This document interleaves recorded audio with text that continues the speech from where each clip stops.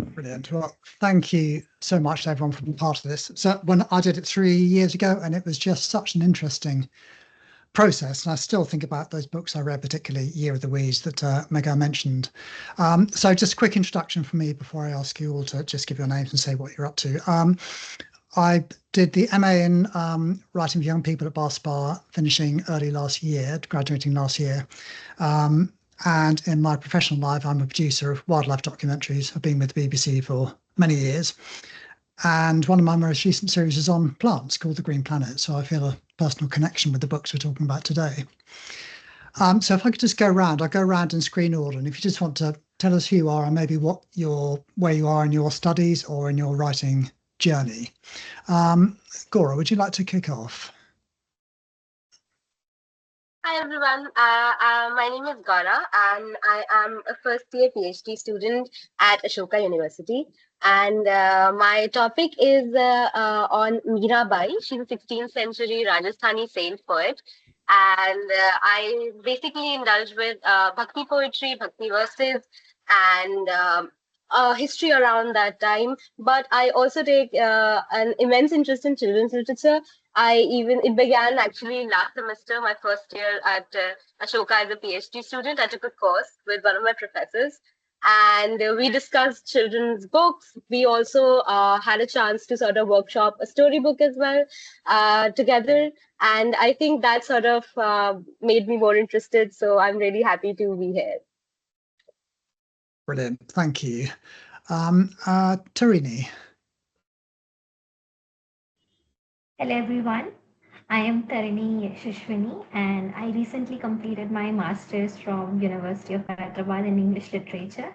So right now I am back at my hometown. I'm a little bit chilling around, reading a lot of fiction and just seeing how I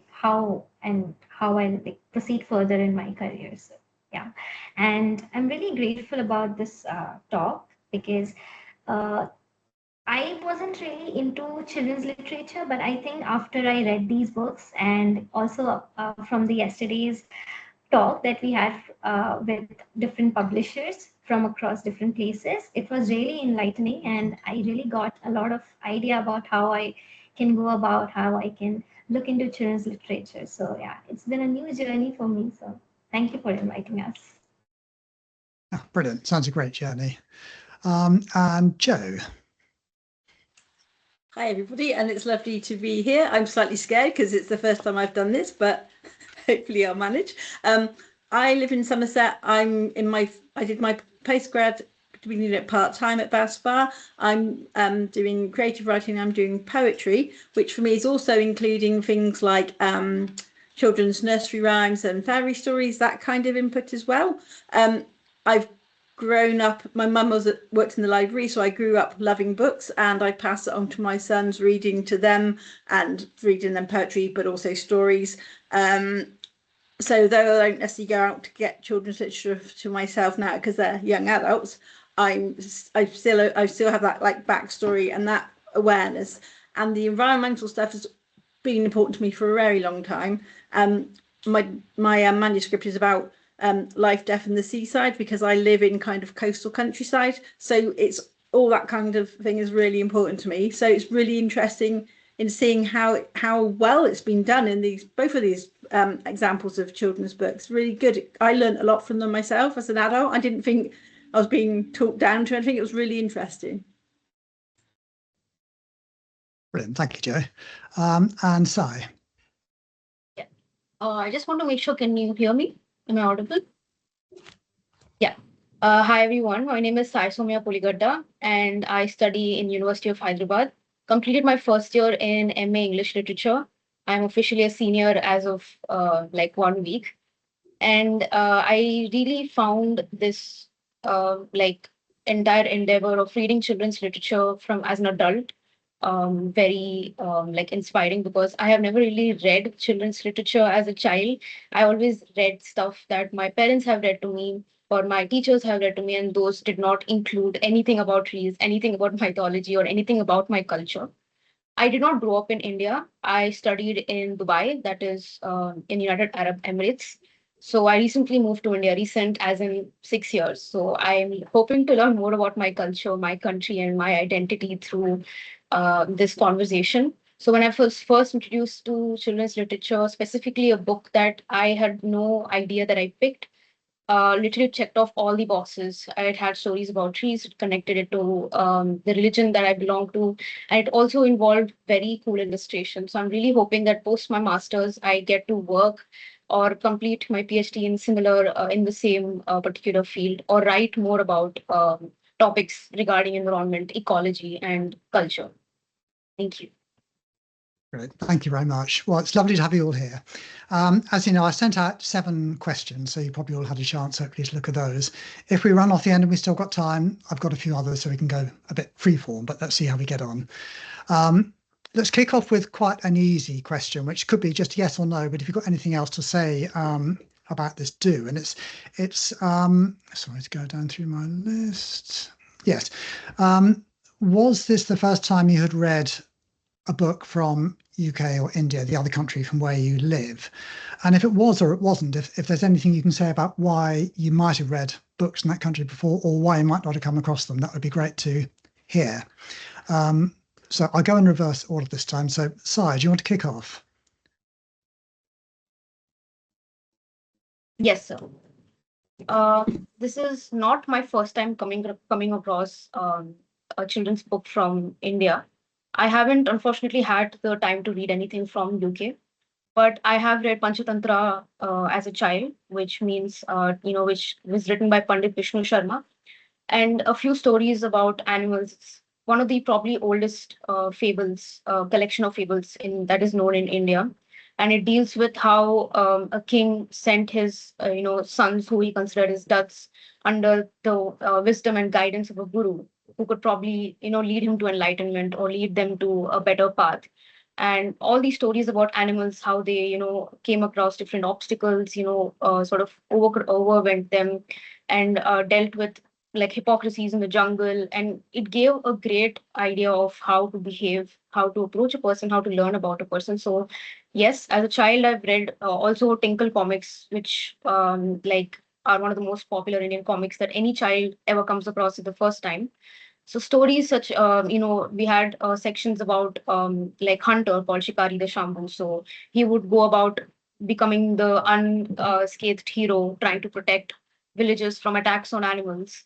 And also we had stories about Crow. So there was, a section on cartoons called in Kalia the Crow. So the crow, which was it's known in India to be like a bad omen or something that comes at the time of death for Indians. So that is it has a negative connotation basically. So but it gave a good spin to it, where the crow in fact uses psychology and manipulation to protect his friends in the jungle. So what I have heard growing up versus what I read gave me a wider perspective on stories from like children's fiction or fables from India. So yes, this was my interaction. Okay, that's fascinating to hear. And Joe, how about you? I've actually got in my notes, I meant to check that bit. I haven't read any children's books from India before, definitely. I have read collections of poetry with poets from all around the world in them. I can't think of any off the top of my head because I'm not very good at doing that. But yeah, I've not read any children's literature from India at all. So it's my first time. And do you think, just to follow up on that, Joe, do you think that you've read books on poetry from other countries because you sought them out, or have they been books that have been translated and you found them more easily here? I think it's because I am involved in different networks of so some things have been through the university itself, and some things are through some projects my son's friends were involved with to do with different voices from different countries and experiences. So it's probably been more actively seeking them out rather than to be really easy accessible. Yeah. Right, thank you. Tarini, same question to you. This wasn't this was my first time coming across a book about like a picture book specifically from UK, but I've read other picture books like Every Leaf is a Hallelujah by Ben Okiri, and some of the Indian graphic novels like River Stories by Arijit Singh. So this was my first time coming across this UK writer. It was interesting, of course, but I think the same kind of similar themes about revolving around the trees, about the environment, about the ecological crisis is somewhere down like I have seen in other picture books as well. Specifically, Every Leaf is a Hallelujah. I felt that the same kind of magic realism used there, and then I also came across the magic realism used here as well in this book, The Girl Who Talked to Trees. So it was a very beautiful journey, and I was captivated by the illustrations of the picture book. It was just lovely. It was so soothing to eyes to read, and I think I had the it's one of the book I would say that I had best time as a bed reading story. So it was lovely reading this book. The idea that a child has such wide imagination, and the elements, how the innocence of how they portray things. They see things on the surface level. They don't have this utilitarian lens that we as an adult have about trees. We often see trees as objects that we can use, but the innocence that Olive has here is just wonderful. And the same kind of innocence I also found in other books like The Seeds of Change or Every Leaf is a Hallelujah. So I was able to find similar trails about it. So it was nice reading. I was able to connect more. Yeah, that's really interesting, isn't it? The different perspectives of children on trees and on nature compared to adults with that more utilitarian approach. Thank you. And Gora.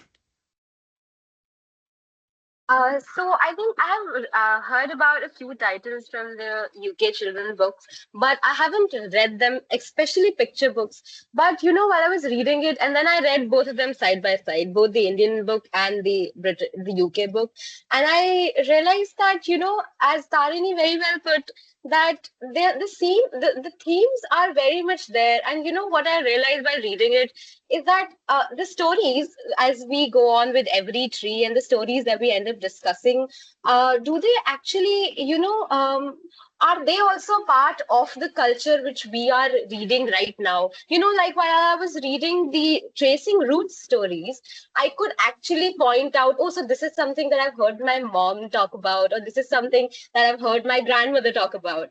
And then I was constantly wondering the stories that the elder tree tells, or the plane tree tells, or for that matter, the oak tree tells. Are these stories which the readers would be reading there then? Would they also be recognizing these cultural cues? And it was very interesting. So I kept wondering about that. And I really enjoyed it because, like Tarini said, the innocence, I think that part, it sort of resonates with this trees and their non-utilitarian sort of purpose, like the way they approach the trees. I think that was quite similar in both the stories, irrespective of how they were approaching the narratives and the cultural tropes as well. So I really found it very interesting. Yeah, brilliant. Well, that sort of kicks off the next question, really, which is, I thought there are very strong, as you've said, very strong similarities between these books.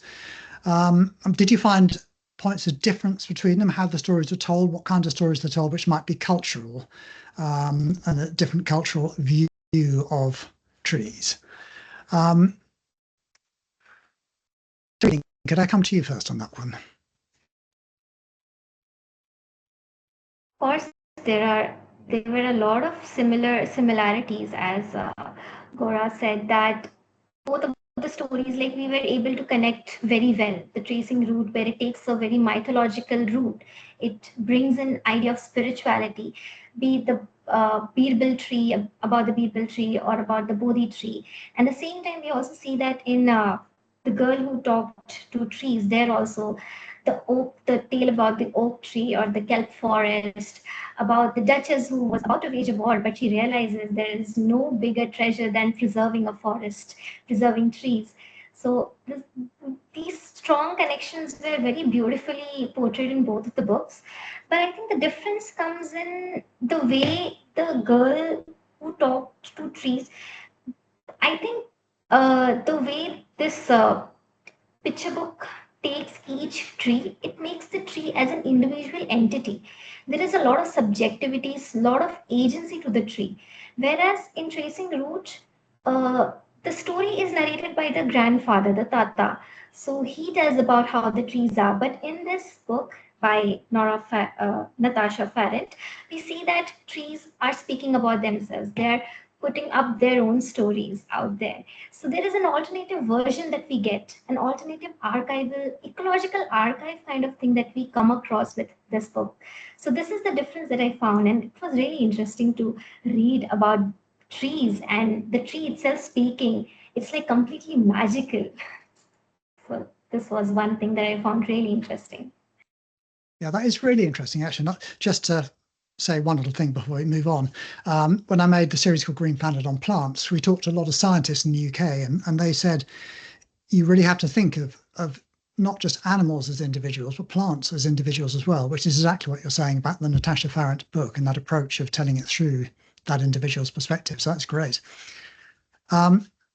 Joe, same question to you.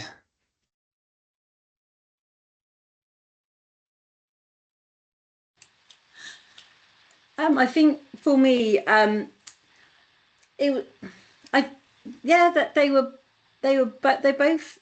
they're both really strong stories, and I learned a lot about the trees, the stories, the culture.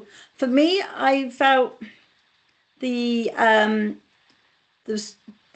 Chasing the Roots had more links with spirituality and myths and that sense of generations handing things down. So they both books was commenting about how the trees, whether if they could be useful in healing, but I felt that was maybe more in Tracing Roots, and I appreciated that sense of the spirituality, maybe the reverence, which I didn't quite get in This Girl Who Talked to Trees. And also in the Girl Who Talked to Trees, we are hearing the trees talking, which we aren't hearing in the other one. But I felt the trees in some ways were more of a focus in Tracing Roots, because with The Girl Who Talked to Trees, we've also then got the whole story of her life and what's going on, and her getting in and getting out and all the time zones and things. So it's a bit more of her adventure, maybe, rather than focusing on the trees. But yeah, that was just my take on it. Yeah, no, I think that I must say, I think I felt the same. There's a definite sort of cultural difference in how those stories are approached. Gora, same question to you, please.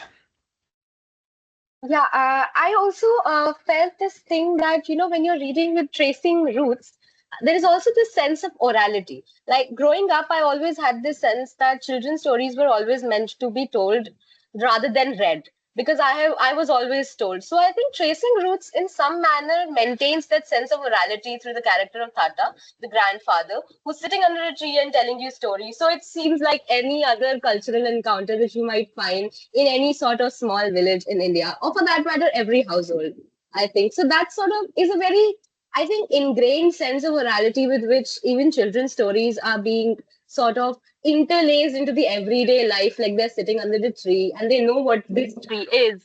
So it's also this sense of like very hands-on interaction with what they are reading and what they are listening to, and what we as readers are reading at this moment. And then with I think The Girl Who Talks to Trees, as I think Tarini used the word agency, I really enjoyed how Olive doesn't have a voice in sort of the world of the tree.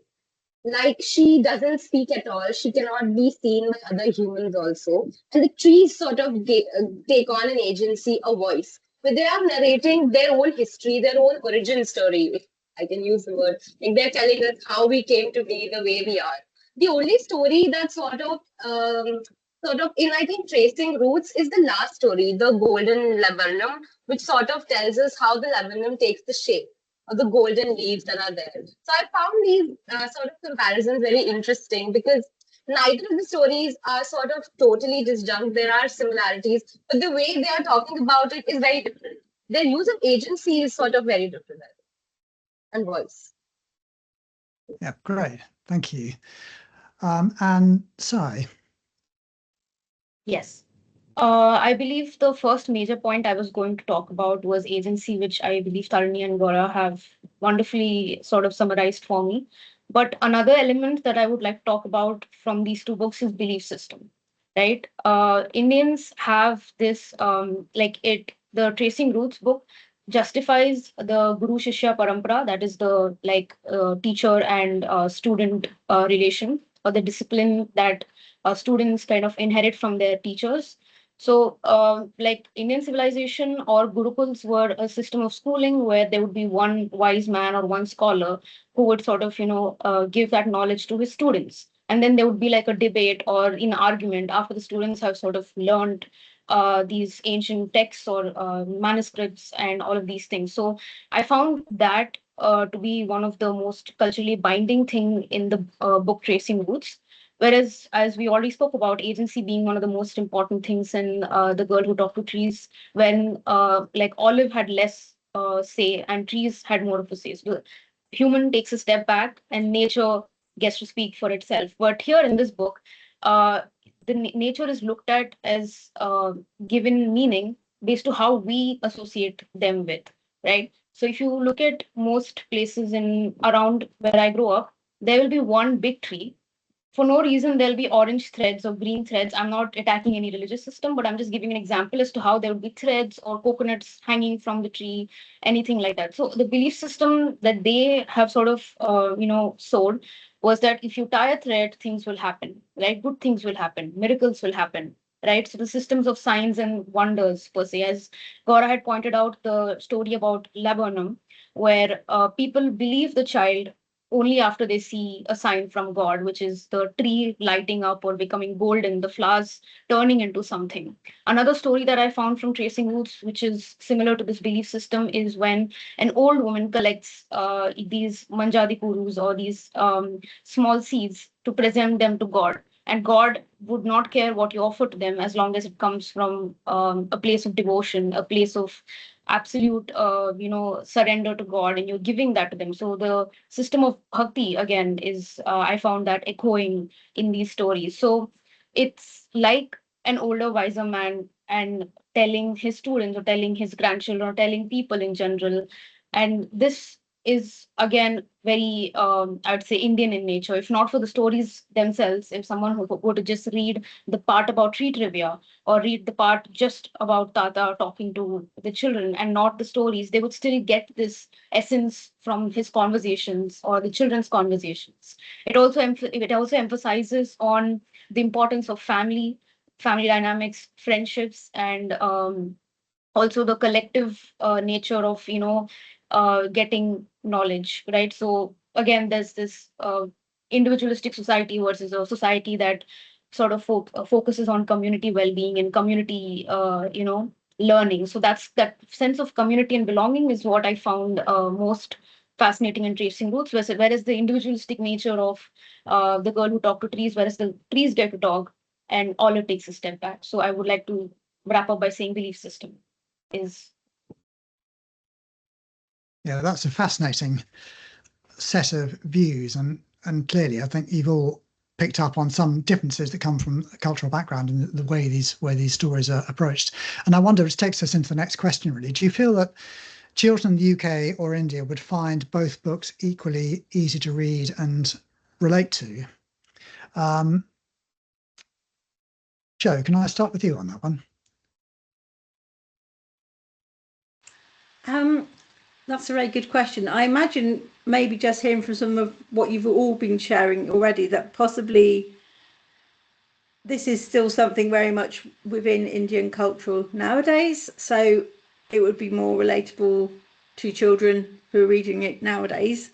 I'm not so sure in the UK now. I mean, I live in coastal countryside areas, so yeah, lots of trees and near the ocean, near the sea and things. I'm not sure how much some children have, how much interaction they have with their natural world. We have things where we have like forest schools set up and things, and city farms to encourage children who don't have any access to the environment really. And there's some areas where it's increasingly built up. So I don't know if there's that respect for the storytelling and the cultural handing down like there maybe would be. I noticed there are things that grab children's attention and also like, well, everyone's attention. Like we had the tree up which was cut down off of the Sycamore Gap. That was like a national outcry when that happened. But I'm not sure if there is quite the passion the same. Sadly, I think there maybe again it depends on the regions where you are. Yeah, that's my take on it. I think maybe I'm not so sure that children in the UK would connect as well with these books, or they may well connect, but it would be more of a learning exposure thing for them of something they didn't experience. Yeah, very interesting. And Gora, what are your thoughts on that? Yeah, actually, I really liked how you put it, Joe, because even I was wondering while I was reading it, because all the while I was reading it, I could only remember my childhood experiences with trees rather than my recent ones. I mean, I do think that, these books can be approached from a perspective of learning about trees and like sort of like children can look at it as exposure, but I really don't know if they'll be able to relate with the trees aspect that these trees are currently actually as effective as the stories tell them to be. So I think the orality, the story part might help, but I really don't know. But I do think that the stories also sort of bring this sort of hope about it because, if you actually ingrain something so much so in a cultural dialogue and in sort of cues which they might recognize, then I think anything that you're trying to sort of expose them to becomes relevant. I mean, that's what I've been thinking. So I think this sort of narrative, both, I think through agency, the trees actually gaining some individuality. We all have our own stories to tell, right? So that sort of narrative, I think, makes trees more relevant. So they can be hopeful. They can be read as hopeful ways to actually make trees a part of our ecological system because they are a part, but also a social system because they have their own interiority. Maybe. I mean, that's what I thought about it. Yeah, no, brilliant. Thank you. And Sai. Yes. Although I agree with Gaura when it comes to the point that you have to look at it if you are introducing the Indian book to, let's say, students in the UK. It depends on what like part of UK they belong to or what part of UK they reside in, right? So if there's, let's say, an inherently larger Indian diaspora or larger, Indian populace around that area or in schools, you would find children naturally interacting with one another, helping each other out, and again bringing that sense of peer-led learning. I would find that to be more relevant. But whereas when you bring this book into a population which has no idea about, let's say, Indian culture or stories about like spirituality and tracing roots, I would say that they can look at it as, again, a very hopeful narrative where trees are preserved, where like there are three layers to it. There's the ecological preservation layer to it, there is the morality layer to it, and then there's a spirituality layer to it, right? So if you can tap the first two layers, you can hopefully only imagine that the third layer would be unraveled, either if the student has an inquisitive mind to look for more information on, let's say, the particular story, right? Or if they need help, they can always approach the nearest adult and ask them that, listen, I have, come across stories like this. What can I do? What are the sources that I can refer to more understand, let's say, Indian culture? And I'd say vice versa. UK would, if I introduce the girl who talked to trees in India, it would be easy for students to again tap to the first two layers because the third layer is not very emphasized or not exactly. There's not a nuance that spirituality takes place in the girl who talked to trees.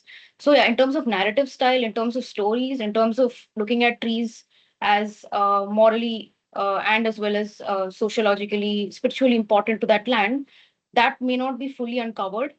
But in terms of like having a good optimistic outlook and realizing that, well, here's a Indian subcontinent, here are trees, here's what people look at like about trees.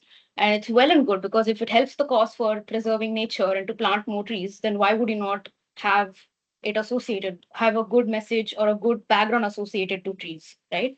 So this is what I feel if both books are introduced to the particular population.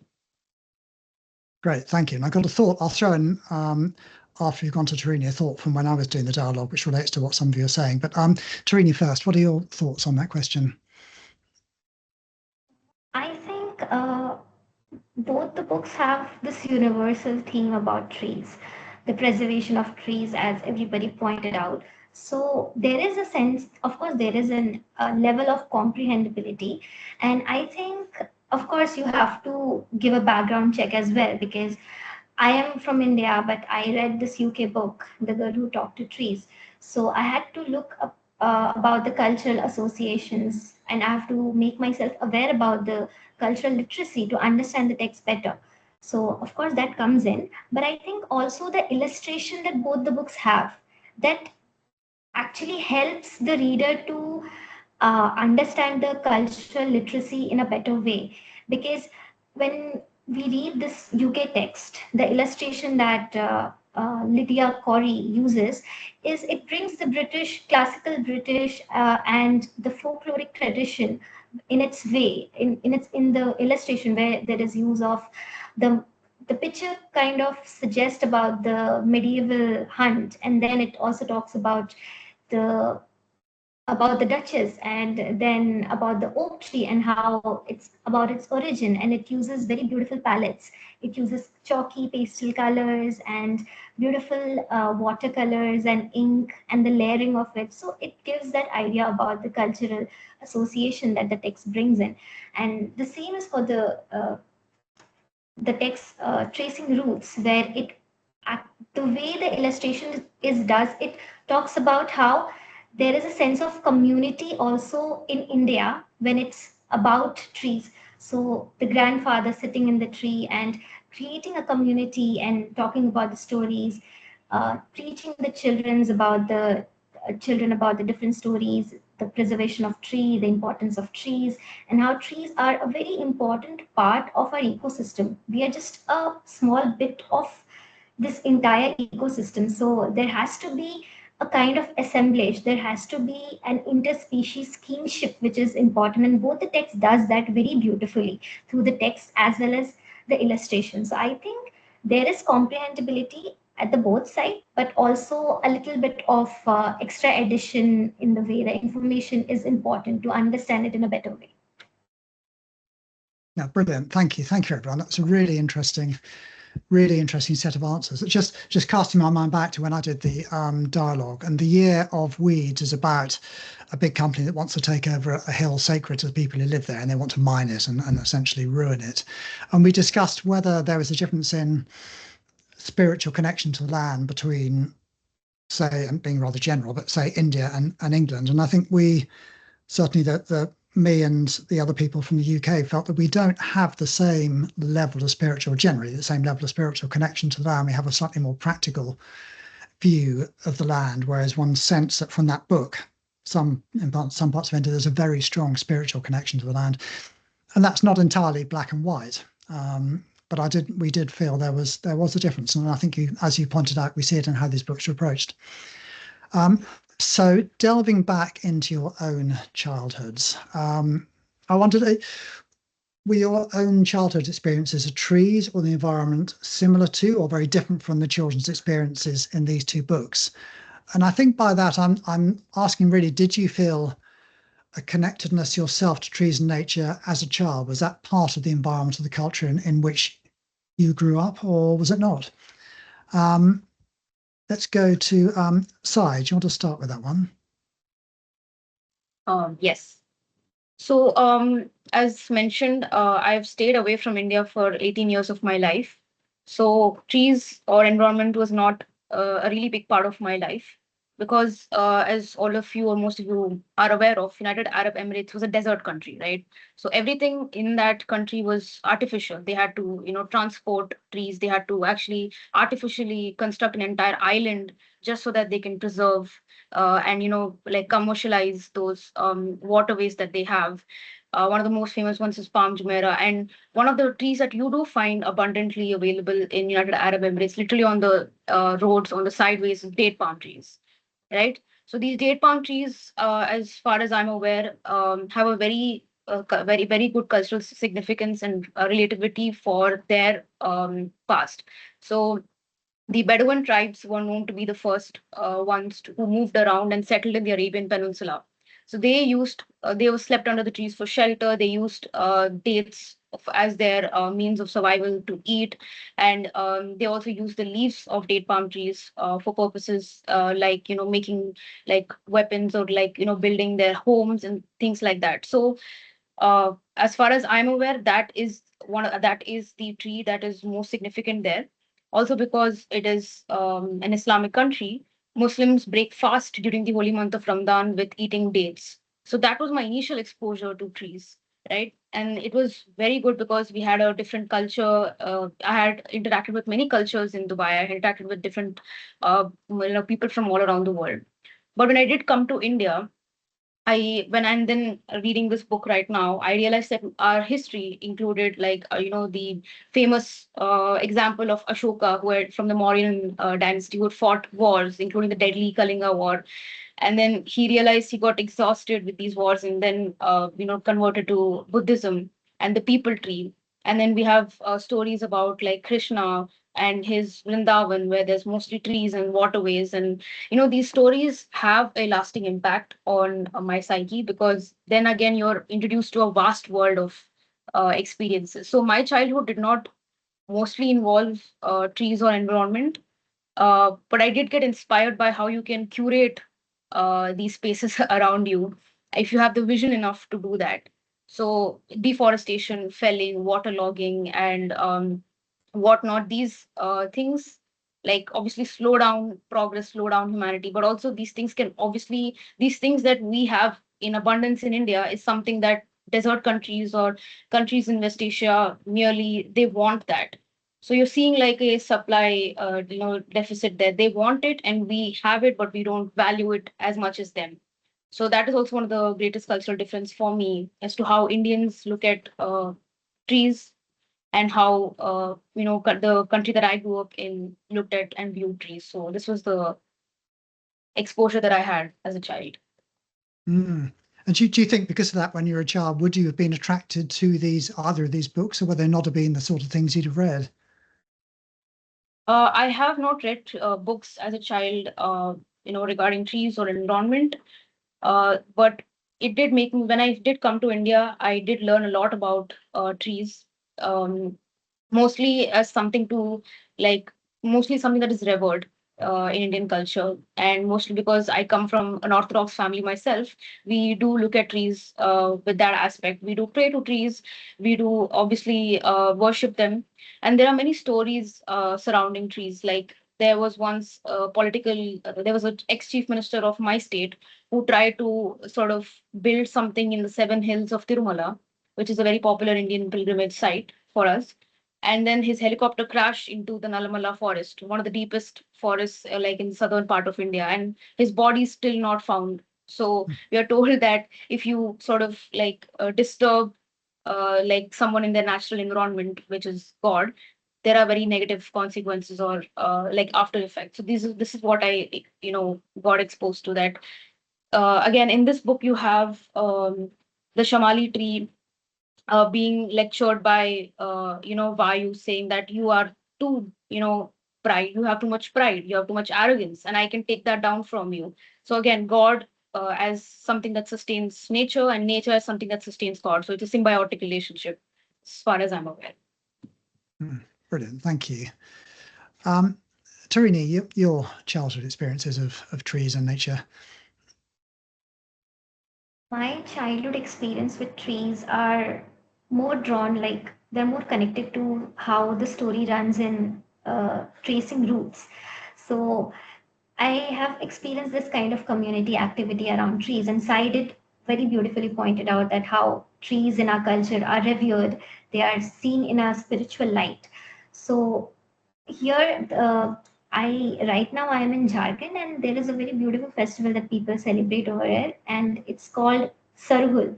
So it's just about trees. People gather on that day, they worship trees, they go around, they sing around trees, and they have this beautiful merry-making time. So that's how I have my experience around trees. And the difference that I found with the girl who talk to trees is that her connection with the trees is very one-on-one. It's very direct and it's very personal as compared to the community feeling that we have here in India. So she goes, she talks to the tree, and she listens to the tree. And this very beautiful idea of being a good listener is something that book portrays very beautifully. And here, then, this community feeling that we have here in tracing roots. So my experience has been revolving around festivals and trees, where trees take a major role in festivals. Because if you come across if you come to India anytime, you will find that there are a few trees, like trees of people tree and the neem tree, and you'll find they are festooned with threads around them, just as Sai did pointed out earlier, and there will be little shrines surrounding them. So that's how we experience the presence of tree. Of course, in today's time, there is a bit of controversy about it as well, because some people, the capitalistic mindset also runs in, and then people want development at the cost of nature. So that's a bit of a problem. But yeah, I think the collective idea, the community idea that Tracing Root talks about, it will help us to be more hopeful about the future, to preserve what is actually necessary in today's time. So yeah. So if you'd read Tracing Roots as a child, that would have been a book that felt very easy for you to delve into. Yeah, actually, the stories that we have in Tracing Roots, I think my grandmother has told me a lot of them. So it's always the bedtime story that I get from my grandparents, that, okay, this is about the Birbal tree and this is about the Bodhi tree. So there would be so and so mango tree with so and so magical powers. And if you go and pray to them, they will give you sweet fruits and everything. So my connection, my experience is more like how the children experience in the Tracing Roots, as compared to what Olive experienced in The Girl Who Talked to Trees. Yeah, great, thank you. Gora, your childhood experiences. So I think my childhood experience with trees has mostly been through stories, actually. I live in Delhi, which is a city, metropolitan city area, which doesn't see a lot of trees. But as a kid, I would go out on drives with my dad, and there are two places in Delhi. One is called Punjabi Bagh as in gardens, and the other is called Shalimar Bagh, gardens, Shalimar Gardens, basically. So these are two places which, so Shah Jahan, when he was ruling over Delhi, and this is the story my dad always used to tell me. I asked him, why are these places called Punjabi Bagh and Shalimar Bagh? Why gardens? I mean, these are residential areas where people live. So he used to tell me these two stories every time when I'd ask him, and he told them repetitively. So basically, Punjabi Bagh is this place which, while Shah Jahan was ruling over Delhi, he was a gourmet and he loved oranges. So he got these orange seeds from Punjab and got them sown into that area, and he growed orange. And he grew orange trees there. So orange trees used to be there, and he would make pickles out of them because he was like a huge foodie. And similarly, the other place, which is now called Shalimar Bagh, he basically transported Shalimar apples, which are famous in Kashmir, and they got them transported to Delhi and made them plant them there. However, the Delhi weather isn't as harsh and cold as Kashmir, so the trees couldn't survive. Now, these two places, even though they don't look like that anymore, have retained the name. And I think that trees for me have always been sort of a part of a cultural unconscious. So, like Tarini, I was also able to relate with the tracing root thing, even though I cannot sense their presence or be a part or interact with the ecological system one on one. But I think they have retained in my cultural memory of every place where I live in. And that is why, I also relate to the hopeful aspect of trees. So, yeah, that has been mostly my experience. Yeah, brilliant, really interesting. Thank you. And Joe, same to you. And do you mind if I just tack on the end for you, Joe, about my comment previously about whether we in the UK feel less spiritual connection to land, a more sort of practical approach? I'd love to know whether you think that is the case with the children you know, whether they don't feel the same, maybe the sort of cultural connection to trees and the environment. Okay, shall I come back to that one then? Sorry, yeah, remind me in a bit if I forget. So I think for thinking back on my childhood, so I do live in the area where I was born. I've come back to that area, and it is very, very rural. So very much I've grown up around trees and hedges and wildlife. I used to, as a family, we'd quite regularly go to the Quantocks, a pine forest near here. And I was looking for it just now to see if I had it. I got a little nature detective notebook that I had when I was about 8, and I used to go out and record my walks, and I'd have a sketch of a tree, and I had things like I put a couple of leaves in and a little acorn cap and things. So I was very much that kind of person. We had apple trees in our garden. My dad built us a very modest tree house, just a platform basically, in an apple tree. So I would used to sit up in there, and I'd be writing or drawing or just enjoying the experience. So for me, that whole experience of being around trees was very, and nature generally was a thing and still is. And I've got I can see pine cones just from sitting here where I've been out on a walk and brought one back. So that is still very much me. And I think in terms of religious, spiritual belief, I guess it's very, very much depends on the people. So I grew up within a Christian family. I still have a kind of Christian spiritual connection. So very much part of my thing around environmental things is what I've written about before is like, as Christians, not as Christians, as people, we were given this command to look after the earth, and what have we done with it? So for me, my perspective, that is part of my thing. We're not being good stewards of this place. We're not respecting the wonderful world we live in.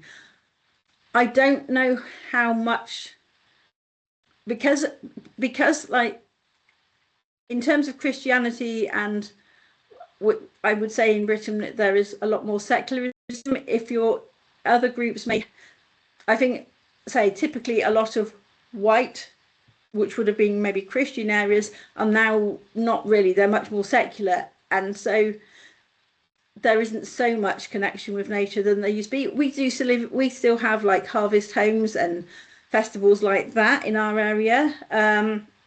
And people bring like some of the best, like often now it's from shops and supermarkets, but they would bring like their best, I don't know, rhubarb or pickles or something to take and give to other people. But I'm not so sure for younger people today whether that's such a thing to them. And I think there is a lot more cynicism and skepticism around beliefs and ideologies. So yeah, I would think probably similar to you, but I wouldn't be so confident with children nowadays. And I know things I encourage my own children in them around beliefs and things are not necessarily their practices now. So I think it has changed. But in obviously some areas you might have quite strong cultural groups that would have more respect, I think. Yeah, no, that's really interesting, isn't it? Yes, I think those are my feelings as well. And it sort of brings us on to different kinds of ways of talking to children through stories about the environment. And I wonder what you think about the differing merits of children's books that either have very hard-hitting environmental messaging, which may be, say, dystopia, or those like the two that we've read for this dialogue, which are gentler.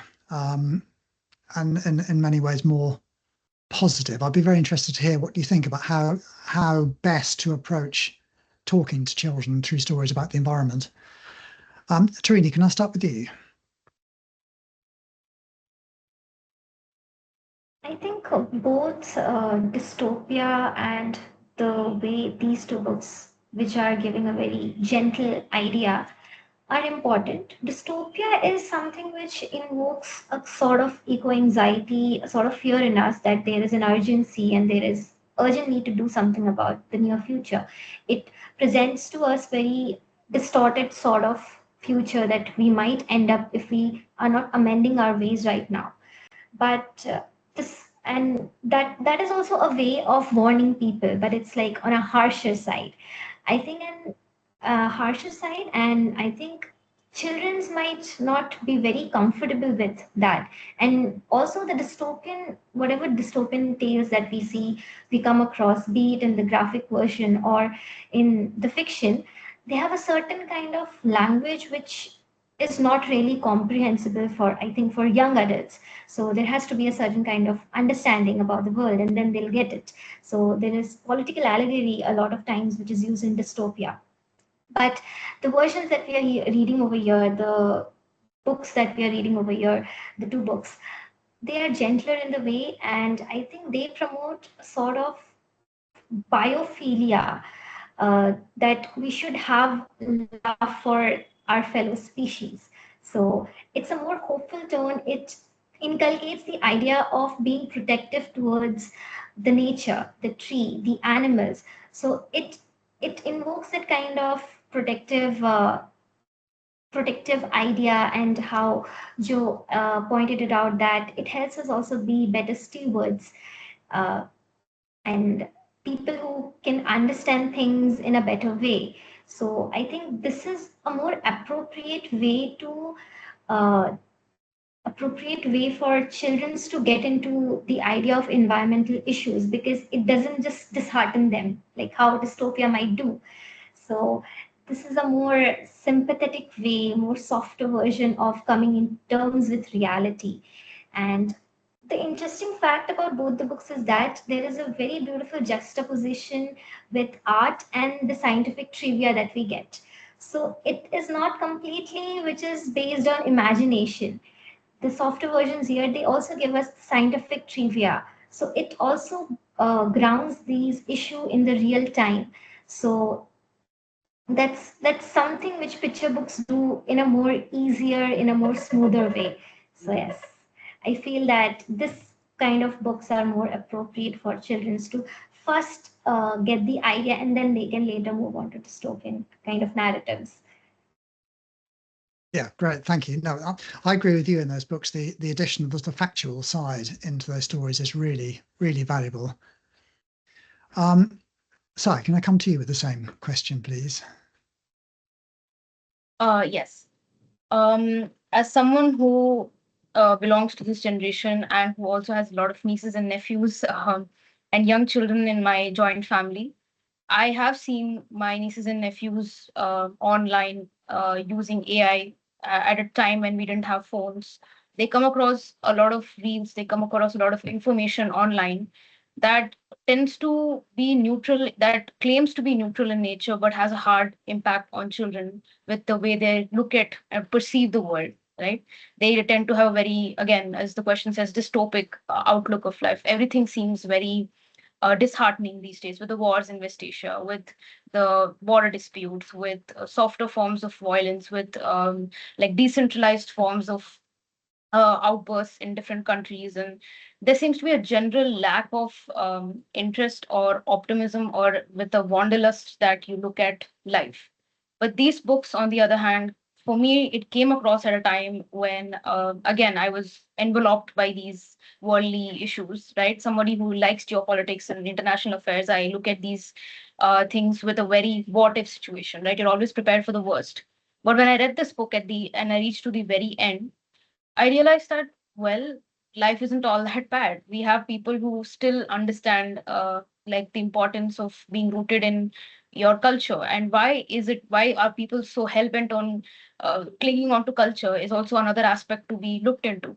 It's about how, as we all talked about hope, right? If it acts as a placebo effect, if you believe it works, if you believe that a certain action leads to a certain result, and usually, when people ascribe themselves to these methods, they look for positive results, and then it works. It's as simple as that. That's why religion or faith or culture takes a deep-seated sort of like importance in Indian mindsets, because we believe that there has to be answers somewhere. There has to be, we have to look at optimism somewhere, and this is that somewhere. This book beautifully like sort of bridges both ecology, environment, culture, morality, and it makes you realize that, well, this is the way onward, right? And the children in these books talk about trees that are surrounding them, But unfortunately, if the same ritual is conducted in and around my area, the children won't even know the names of half the trees talked about here. They won't know what significance is, attached to these trees. So then again, I would highly believe that these gentler or softer narratives, as Tarini has clearly, mentioned, is a very good start. Is a very good start. And then later, maybe when you're able to, process information, uh, work on your emotional regulation as an adult or maybe above 15 years of age, that is when you enter into the dystopic side of things. Like we have stories that have echoes of dystopia in Tracing Roots itself. Like we have the Chipko movement, where Amrita Bishnoi very fearlessly hugged the trees so that they may not be felled, they may not be, this deforestation should not happen.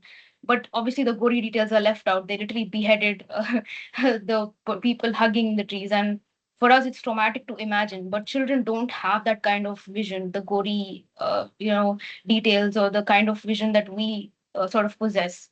So when you look at these stories, they do have those layers, and that's up to us to, decode them, to simplify them, to sort of introduce children into these dystopic narratives. So yes, these do echo dystopic narratives in a very subtle way, and it is up to us as adults to lead them into that when the time is right, or when they don't come asking questions about metaphors or about miracles that happen in the book, because again, it helps people to the darkest of times. So why not use it for the better?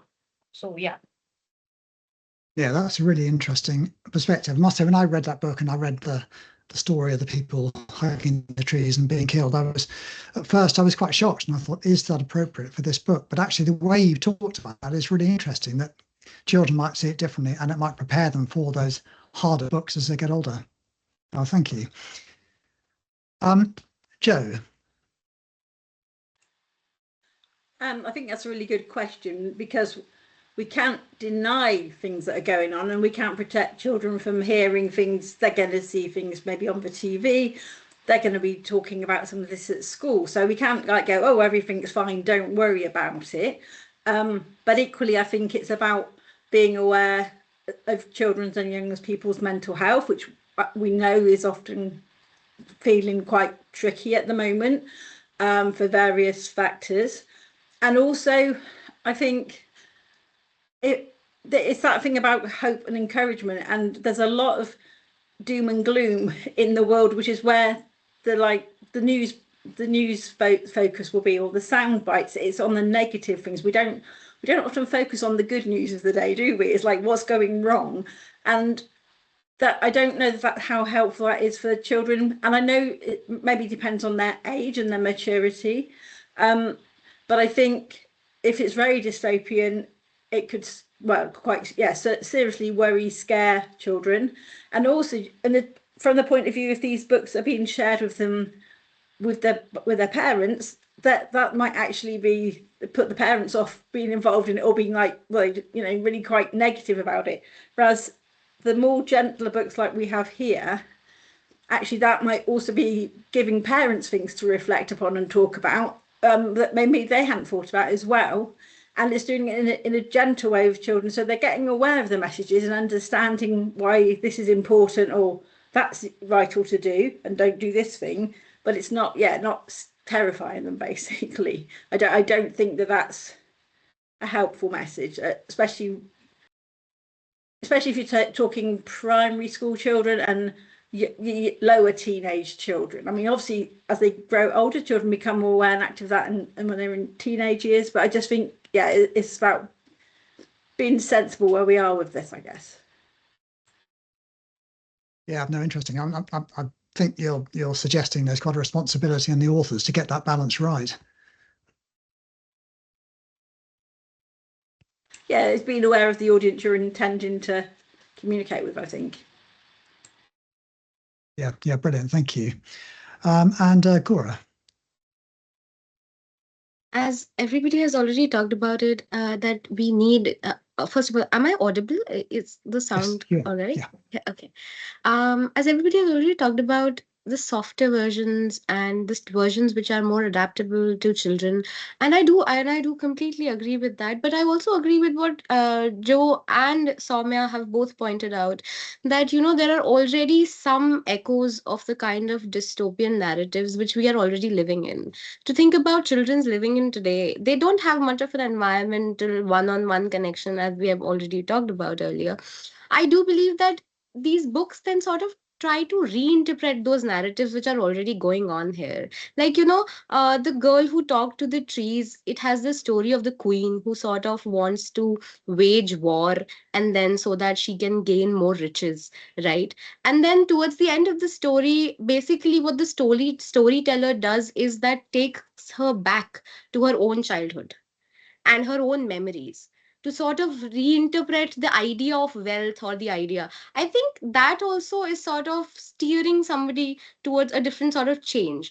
I think that such topics, in such a subtle sort of manner, when introduced, do have the power to provide a channel for reinterpretation, which sort of allows kids to look at an alternate perspective. Because I'm very sure that children are like, they're like sponges, they listen to you, and whenever you're talking to each other, like they actually absorb a lot of stuff which we don't realize mostly.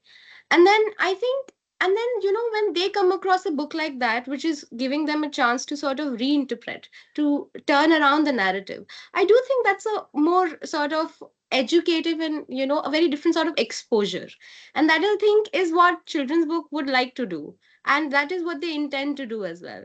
So I do think that these dystopian narratives, as well as narratives of hope, it's not like one better the other, but I think it's a balance. I do think that both the stories in their own capacities do try to bring out that balance, which I really enjoyed when I was reading them, these small sort of movements, I think. That's really interesting. Yeah. I had a thought about that I was going to feed back to you, and I can't think what it was. So let me move on, and I'll come back to that if I remember it. So I wonder if you'd mind reading out a favourite bit of one of the books, and telling us why you liked that section particularly, what it meant to you or what you interpreted from it. Joe, can I start with you on that, please? Yep, just give me a second to find my page.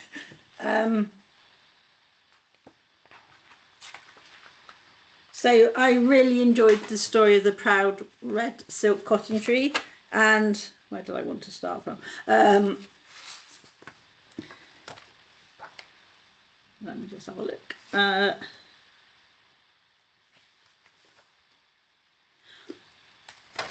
Sorry, I'm having trouble finding the actual bit. Yeah, right, that's it. Yeah. So I particularly like the ending of it on page 48, where like Values returned. It says he returned with great wrath, hissing and howling down the mountain slopes. He suddenly stopped in his tracks when he saw the Samali, for the tree was completely bare. No red flowers, no large palmate leaves, no fruits bursting with silk cotton. Vayu was struck speechless. Who did this to you? He asked. Someone far more powerful than you, Vayu, said the Samali with poise. Who's that? Vayu growled, greatly surprised. Me, said the Samali, stoically erect and dignified. I have done to myself what no one else, including those powerful like you, can do. And every winter since, the red silk cotton tree continues to shed its green foliage and bright red flowers just before Vayu can reach it. And I thought that was showing the tree's agency and the strength, and not letting the powerful ones have their way. And also, I just like the imagery with. I always like all the colourful trees, leaves on the trees falling off the trees at autumn, and so that resonated with me as well. Yeah, brilliant. It's a great piece. Sai, do you want to read your favourite piece? Yes. This story, I'm so sorry. Yes. This story from Tracing the Roots, called Rama Blesses the Bear.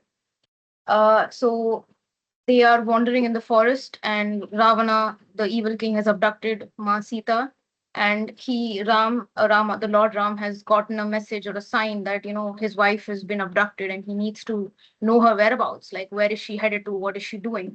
But all the trees that have led him, that have been loved by Sita, have not answered him, but the bear tree does. And at the end, when an old woman offers those sweets, offers the fruits of the trees to Rama, she bites each of them so as to not give him the sour ones, but to give him the sweet ones. And Lakshmana, Rama's brother, gets offended because they are kings, right? They're in exile. So you're supposed to treat them with a sort of, they're from a like royal society. So you can't obviously eat something that a measly old woman has just bitten into. How dare this woman offer his half eaten and soiled fruits? Lakshmana fumed. Pushing aside the fruits she presented him, Rama smiled. Lakshmana, he said, turning to his brother, in the offering of the old lady, you see soiled fruits. I see nothing but love. Lakshmana looked up at his brother, embarrassed for having reacted the way he did. Lakshmana, first put aside your anger and disgust for a moment, said Rama. Only then will you see what I see. And one of the most impactful pieces that one of the most impactful endings of a story that I've ever come across, because it sort of echoes a classless, casteless society that India as a country is striving towards and will always be a symbol for, right? If you have an inkling of an idea of what Ramayana is, it is about the greatness of King Rama and how he sees all his subjects equally. He doesn't distinguish anything. And there is a concept called Rajadharma, which means as a king, you have a dharma or a moral righteousness to act and be pious all the time. And it is not performative at all. That is what is one of the best things about Ramayana is he does his duty and he is born that way. He is supposedly a man who doesn't have any flaws, and there is no sense of acting for the sake of impressing anyone. There is no audience around him. He is clearly miserable in the forest. He's lost his wife. He does not have access to the kingdom that he was ousted from. So I think this is the vision that I see India sort of in the very near future, which is equality and being treated on the same pedestal as a beggar, or somebody who's on top tier, top 1% of India, being treated the same way, and having and fostering kindness toward each other. So this is what really affected me. Another is one when they say perhaps this is a sign from Krishna, right? So this equally ironic sort of like look at how India is a very complex place where every part has a different culture, different food tastes, different belief systems. And you'll find that even I stay in Andhra Pradesh, and you move like maybe 10 kilometers from my area, there's a different cuisine. They have a different food palette. And you move up to the north, you'll find a different way of living. You move to the east, you move to the west. So every inch or every part of your own city or your state has different ways of looking at things.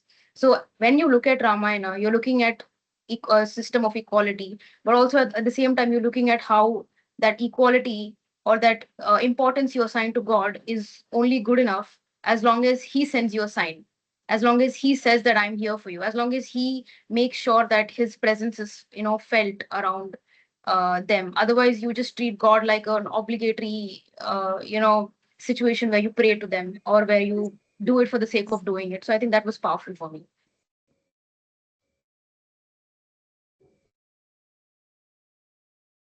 Sorry, I turned my mic off. Thank you very much. That's really fascinating. And Gora, your favorite piece? So it's from Tracing Roots. It's page 43. It's the story about the King Trishanku. It's the end, towards the end. I'm going to remember King Trishanku every time I drink coconut water now. Just the other day, I saw a coconut lying upside down on the road, and it did look like two eyes were staring back at me. That's how folk stories come about. They are based on what people see around them. If they see a fruit with two dots, they imagine them to be eyes. And when they see falling leaves, they tell stories to explain that. There is a story that explains falling leaves. Now, how it sort of dies. But I think what I found most interesting was that how sort of it introduces this narrative of interconstitutiveness in terms of trees, how they are a part, and how these stories cannot exist without these environmental and ecological phenomenon to inspire them, and how they are sort of very interlinked, and how they are talking to each other and bringing out. So it's also this, I think it's not about our relationship with trees is not just about interdependence, but it's also interconstitution, that they are shaping us as much as we might be shaping them. So it's this sort of our placement within the environment to, suffused within the environment to sort of tear ourselves apart from it, which I think this is very interesting way, because he sort of is talking about folk stories here, but they are also talking about the ecological aspect. The trees are just being referred here. I mean, that is how I read this part, because they imagine to be eyes, and when they see falling leaves, they tell stories to explain that. We're always looking for explanations how one thing is happening in the other way. So instead of going to the scientific aspect only, which is relevant, we also go to the mythological or the narratives behind it. So I found it very interesting that way. That's great. Thank you, Corry. I completely agree that if the book can give children that sense of interconnectedness and us being as much shaped by the environment as we shape the environment, then they're learning something really valuable. Tarini, if I come to you. Yes. This part, I'm reading from The Girl Who Talked to Trees. So this part is from the chapter Tulip Tree. So this chapter is about two twins, and one of the twin, the boy George, he dies unfortunately, and the protagonist Olive is a little saddened about that, and she says that George died, cried Olive, before he saw you flower. This is a terrible story. It's a miracle story. This is the tulip tree responding to her. The tulip tree sounded astonished. I survived, and like I said, Imogen was enchanted. She said I was the prettiest tree she had ever seen, and she buried George's ashes in my roots. You're actually sitting on him right now. Olive squeezed and shuffled aside. You might have flowered sooner, she said. After everything George did for you? I didn't ask George to collect me, the tulip tree distorted. He chose to. No one knows what would have happened if he hadn't come along. I might have decomposed, or I might have sprouted. Either way, I would have done it without him. Trees don't exist to serve humans, whatever humans think. We're not here for you to write poems about us, or to make you rich, or to absorb the carbon dioxide you produce. We are not responsible for you, but you. When you choose to meddle with us, then you become responsible for us. It's your duty to care for us, not the other way around. So I really found this bit very interesting because it directly challenges the anthropocentric assumption of humans that we are superior beings, we are capable of meddling with everything, and then we don't have to hold ourselves responsible for that. So it did adds to this, and it also questions the very idea that why cannot we live in a fine balance? Why cannot we recognize other species as somebody who are at the same level? As I also talked about the equality, the idea of equality, it's very important that, and it's high time that we recognize that we are dependent on other creatures. We are dependent on them, the trees, the forest, the animals, and it's because of them that we survive. And this entire bit also talks about how trees are very resilient. The tree doesn't want anybody to sow them. They will grow just naturally if they're just left. And it's a very interesting thing, and I find it very interesting that whenever I walk on a footpath, it's like all concreted, but there is small hole or somewhere where there is a little bit of soil. You'll see some little plant flowering out of it. So it talks about the resilience that the trees have, the plants have around us, and I think we should learn about them, learn more about them, and we should be inspired about how they can sustain themselves. They are very egalitarian in that way, and we should also learn to be egalitarian in that way. Brilliant. Thank you. I think it's really interesting when all of you are picking out some very sort of deep ecological points and some very deep themes out of what on the surface might appear to be quite simple stories. And you hope that kids will also absorb that. Thank you. And my last sort of official question is to ask you whether there's another book or books on trees that you would recommend to everybody else. So I can ask you that question first, please. Yes. It won't be fair to recommend books that have sort of widened my horizon of thinking as a child, and that would be Panchatantra, which I mentioned in the very beginning. It's a great starter for anyone looking at a wider or more expansive, comprehensive look at tales regarding animals, about morality and laws of nature and jungle. And as Tarini equally pointed out, that humans believing they are superior to nature is absolutely untrue, because we are as dependent on them as they are us to maintain them. But again, they're more resilient than us. They've outlived us. They've been there longer than we have, and they will always find ways to regrow after we have perished on this planet. So as someone who has read a few stories of the jackal, if I remember correctly, the crow, and the lion. These are some of the animals that have played an important part in Panchatantra. So if you have an opportunity, I would recommend this book to the younger generation. Yeah. Brilliant. Thank you. Sounds great. Corry, your recommendation? I think I would really enjoy. I have myself enjoyed Jataka tales quite a lot. It's a Buddhist version of stories, and they're basically about like how humans interact with like sort of wildlife and how sort of wildlife sort of teaches us different things. But it's a Buddhist perspective. It's sort of like an equivalent to Panchatantra tales. They have been read side by side. But I think I really enjoy Jatak tales more because I think I grew up listening to them first rather than reading them. So I think they're more sort of, orally very transmissible and you can just discuss them. So yeah. Brilliant. Thank you. Jo, your recommendation? I don't actually have a recommendation to give you, but I do have a challenge, because I remember a poem that I came across as a just when I started secondary school. So it was one of our books of poetry, and it was a poem about going to see the last tree. And it stuck with me since I was 12, and I'm quite a bit older than that now. And it was describing this journey, and it was like these people, and it was like various bits of transport that they had to go to get there. And then it said like the last 50 yards we shall have to go on foot. So it was kind of predicting a very different world than what we were living in then.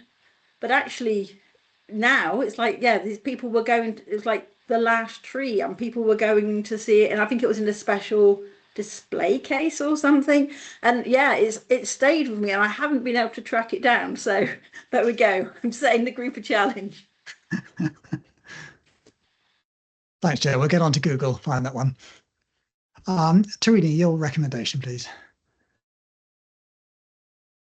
Yes, I would definitely recommend Every Leaf is a Hallelujah by Ben Oakley because it's a beautiful book. It's also a picture book, and the protagonist, Mangoshi, she's also like Olive, who wants to save her mother, and she goes to the forest for a special flower. So, but she realizes that the special flower would not grow if the people around her village they just cut down the trees, and the felling of the trees is something which is distressing her a lot. So she makes a resilient decision that she will start to become an environmental activist, and she voices up against the elders, and she stands before the forest and she says that you need to cross me before you go to the forest and you kill all the trees. So that's a very beautiful story that I came across as my MA course. So I would definitely recommend that bit to all of you. So yeah. Brilliant.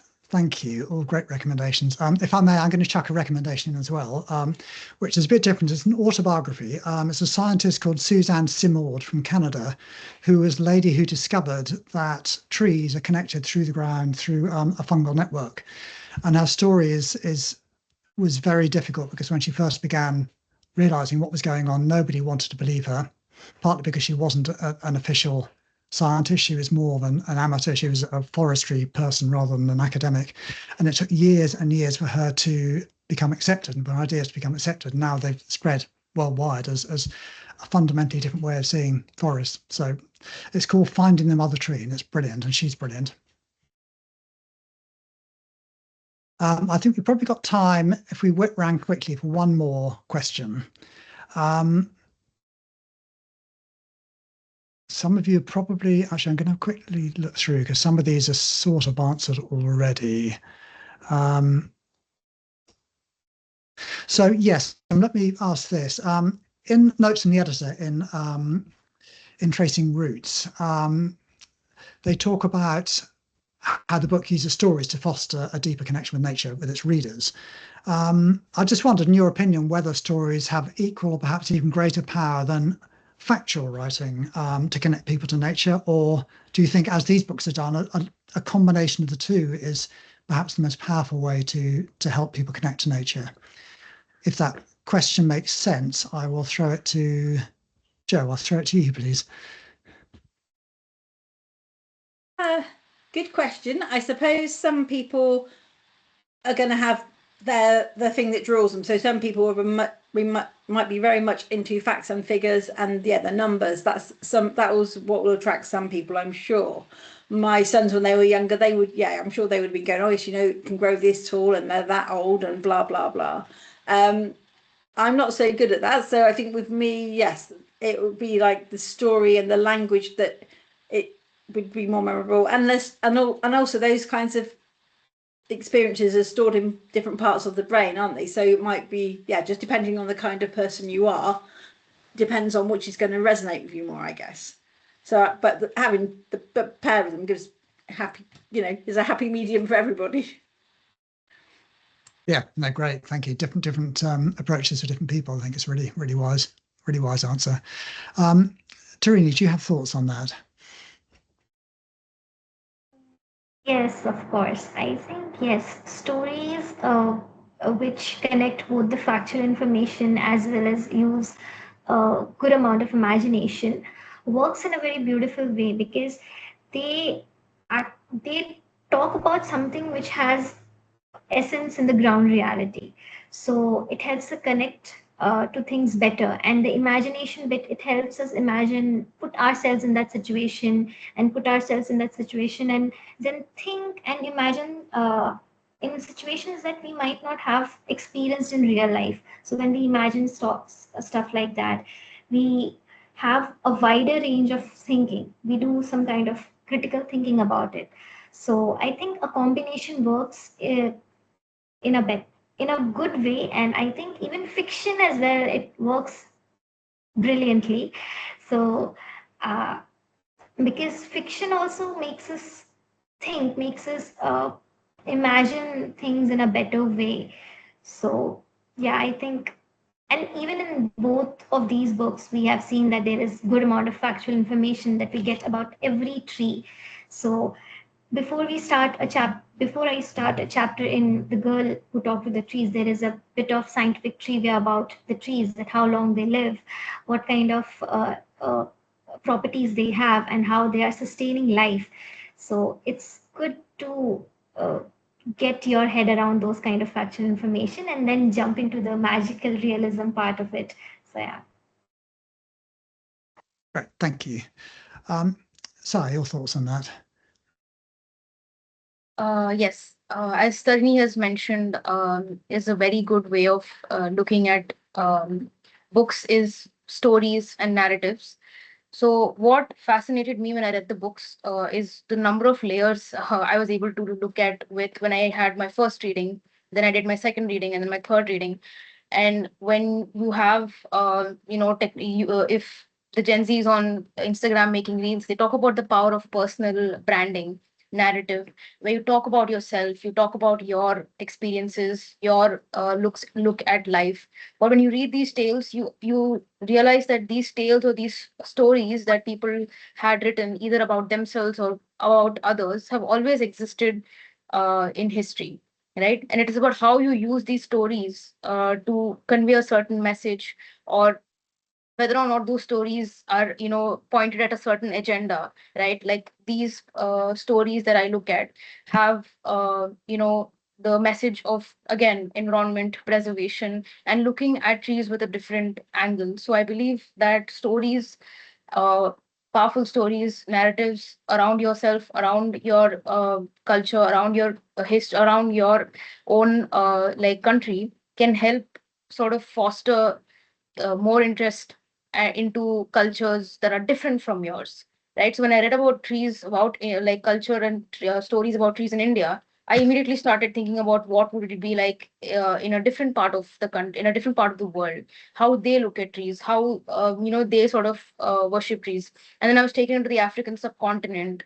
Writers like Ngugi wa Thiong'o, post-colonial writings or literature, they also have similar take on trees just like us. So you look at how these stories transcend your own lifestyle, your own country, and then make you it becomes a global way of connecting. So I think stories and narratives are powerful. And yes, it has a balance. You have tree trivia giving you small pointers, and I believe those pointers are what the authors preferred, are important, and like that are easy to remember, right? And then you can look at science or facts later on. But I believe stories are a very good beginning. Brilliant. Thank you. And Gora. I think both stories and factual sort of way in their own factual descriptions or say information are both sort of ways of humanizing the trees. Like in the girl who talked to the trees, we have their genus and their species and their actual scientific names as well. That's also, I think, is a way of humanizing. And then the narrative also. I do believe that they both work very well together, because either I have, growing up, I always came across in science books the factual informative manner, but then reading a children's book like that, which doesn't sort of totally do away with science, but rather actually brings it together with narrative. I think in tracing the roots, the one story about coming home back with neem and tamarind trees, I think that does it very beautifully. The factual details about both the neem tree and the tamarind tree sort of comes within the narrative, because you get to learn about a factual aspect of the neem tree and both the tamarind tree through the plot of the story.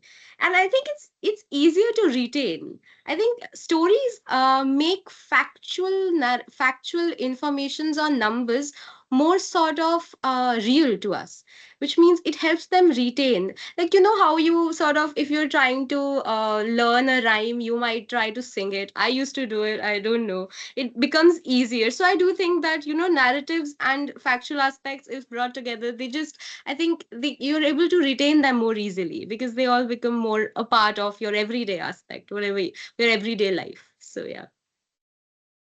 Yeah, brilliant. Thank you. Now, I must say, my experience in TV is exactly that we're doing documentaries. It's basically a factual medium, but you have to get the facts out through stories to keep people engaged. And it sounds like you feel the books are the same. Brilliant. Well, we're at the end. I just want to say thank you so much to all of you. This has been so interesting, and you've given me perspectives I hadn't seen on those books, and I read them, so I feel educated, and it's been a pleasure. So thank you very much.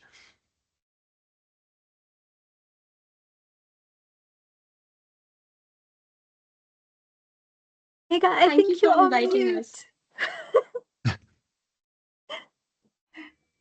No, I just wanted to say thank you, everyone. That was indeed a very enlightening discussion on two books that I have really enjoyed, because I do sometimes write these little columns on plants, actually, for one of the newspapers here, children's newspapers in India. But yeah, I mean, it was very interesting and especially that last question, Rupert, was something that I have often struggled with when I, work with people writing nonfiction, how to make it interesting and how to find the story in the fact. And yeah, so it was lovely. And thank you everyone for joining us today and having this discussion. Lexi, do you want to add in anything? Just to reiterate, thank you all so much. Thank you to our lovely dialogue participant, Rupert. Thank you so much for chairing this so beautifully for us all. This is the final event of Literature Across Borders 2026. So that is a wrap on our year. But if you're watching at home, I hope you've enjoyed it. And we will be back in 2026-27 academic year with all sorts of things. And of course, we've now got a schools programme. So if you're out there and you have thoughts about that, we are working out how to increase our numbers, but do get in contact if you're interested and we will look at what we can do in the future. But thank you all so much for being part of this conversation and helping books for children and conversations about them travel across borders. So that's it for us. Thank you. I'm going to just turn off the recording and that will be the end of our series. Brilliant. Congratulations.